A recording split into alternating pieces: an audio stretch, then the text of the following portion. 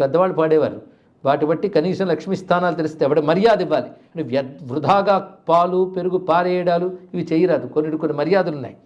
అలాగే సర్పిషి పెరుగునందు నేతి యందు శాద్వలే, శాద్వలం అంటే పచ్చిక బయళ్ళు, వాటి యందు నేనున్నాను. ఇక దేహే కుమార్యాశ్చ, కుమారి స్త్రీల యందు నేనున్నాను, సువాసన యందు నేనున్నాను. కుమారి స్త్రీల యందు కూడా అమ్మవారు.